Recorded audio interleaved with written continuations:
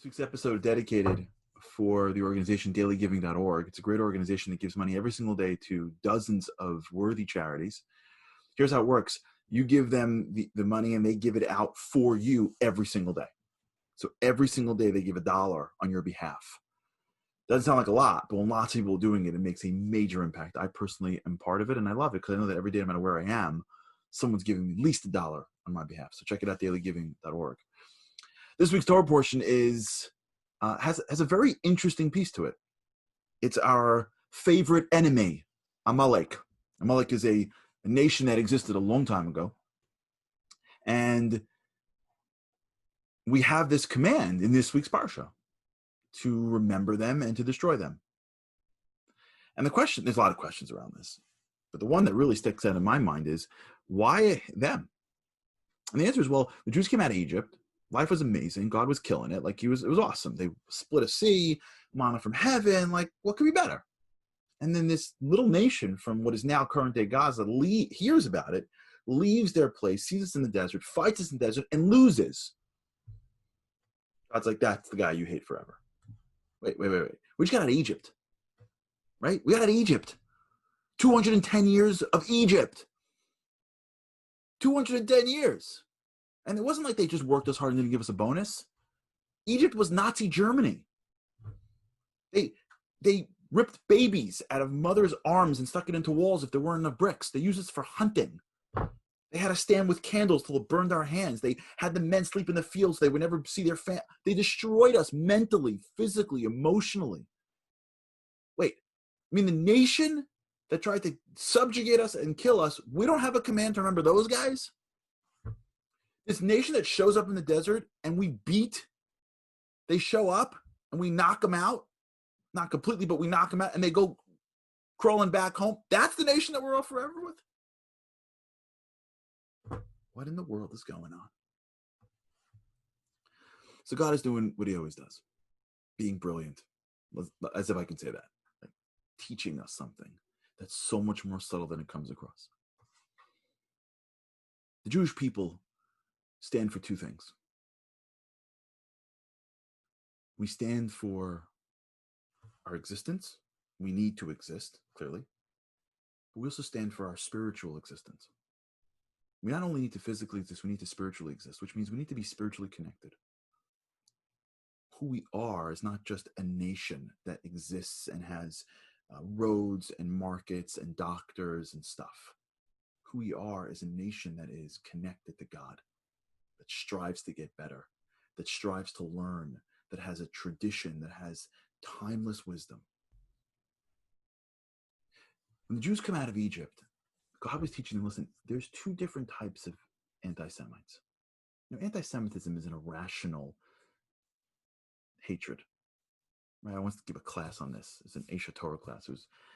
I got it from Aisha Torah, and I remember giving it 1,000,000 times. It was incredible.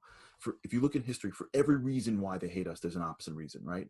We love war, we're pacifists. We're capitalists, we're communists, right? We run everything, we need too much, right? We're on every side. You find a person and there's a reason why. It's not rational. But there's two real missions of anti-Semites.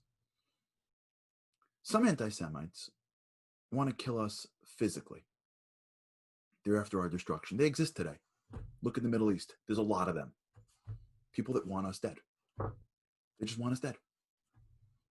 And that has been a current theme in history. But we sort of get that. We understand it. We don't like it, but we sort of understand it. And we know how to push it back and fight against it and, self-defense and all that stuff. Egypt represents that. The nation that subjugated us, that tried to control us and contain us and hurt us. And their goal, although it's always irrational, but if you look at the beginning of the story, their goal really was economic. They're scared if we leave and join another nation and attack them.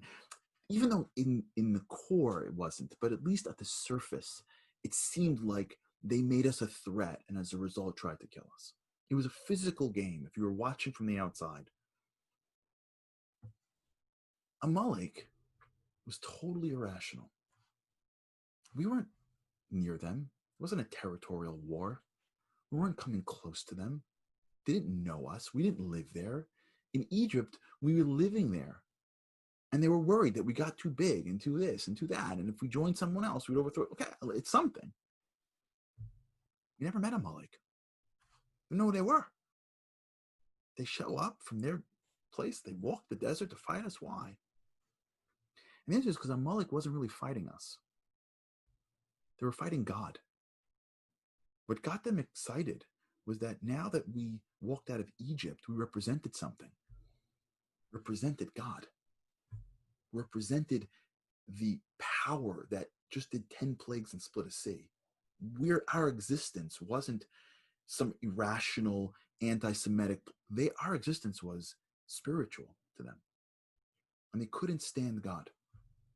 They couldn't stand a nation that would live for this. They weren't attacking our bodies. They were attacking our souls.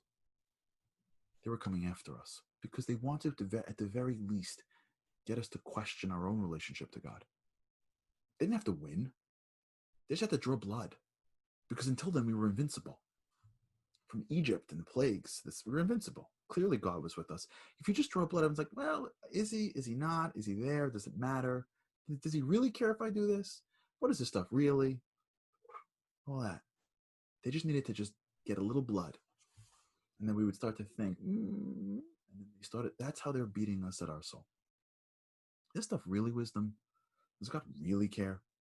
Is he really with us? Did he really give us the Torah? All that stuff. That stuff that blocks us from engaging in the majesty of Torah, engaging in the wisdom of everyday life, in feeling the joy of connecting to him spiritually, not just being physically alive, but being spiritually alive. That was Amalek's goal. They represent a whole new enemy. That enemy sometimes looks like it's our friend, sometimes looks like it's not. That enemy really is going after something deeper than our physical existence. So God commands us to remember Amalek because we'd forget that. We're never going to forget people that come at us. No one's ever going to be sitting in Israel going like, oh, okay, wait, are there nations around? Like, because I read in the newspaper that like these people were coming in with bombs. Like, but should we do something? Because physical challenges are things that we typically say. But we're not as careful when it comes to spiritual stuff. We're not as careful when it comes to things that are sucking out the joy of our Judaism, things that are sucking out the minds of our families, are changing how they see the world, or changing how we connect in a deep way. In this week's Torah portion, God says, don't forget Amalek. Don't forget those enemies too, wherever they come from.